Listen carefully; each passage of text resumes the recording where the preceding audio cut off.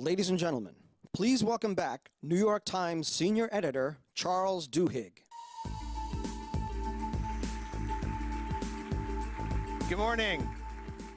Welcome back. Thank you all again for coming and joining us this morning. I'm Charules Duhigg, the senior editor of Conferences and Live Journalism.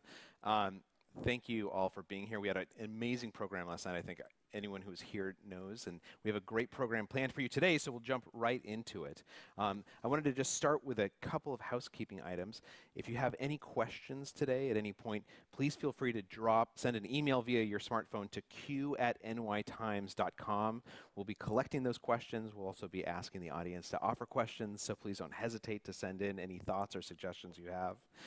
Equally, I'd like to thank our sponsors for today, the Walton Family Foundation, the Carnegie Corporation of New York, for their support, as well as all of you for coming and helping support today and what I think is going to be a fascinating day of discussion and conversation. And we hope that this is a conversation that you are involved in. So please don't hesitate to chime in with your thoughts or to make your opinions known, particularly if they differ with the opinions of the people on the stage. Finally, we do have one small change to the program. Valerie Prudy-Vaughn will unfortunately not be able to join us today, but Mayor Rahm Emanuel is here. And with that, let me go ahead and introduce David Leonhardt, the editor of the New York Times' Upshot. Thank you so much.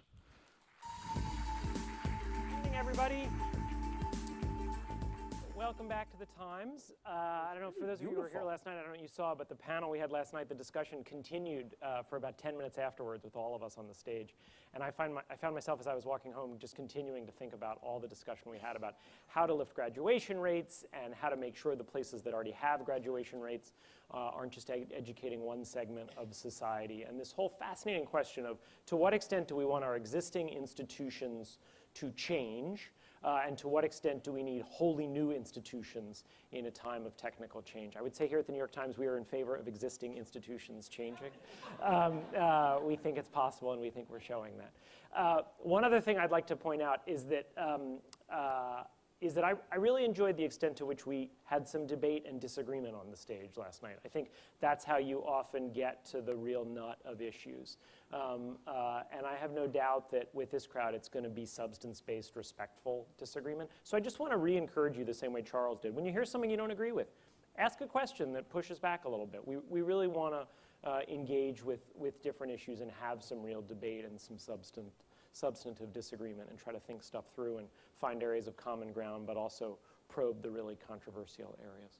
So enough from me. I'll be back with Mayor Rahm Emanuel in a few minutes. But I first want to introduce you to a really impressive young woman that I met about a month ago named Saira Alanis, who's going to talk to you all. So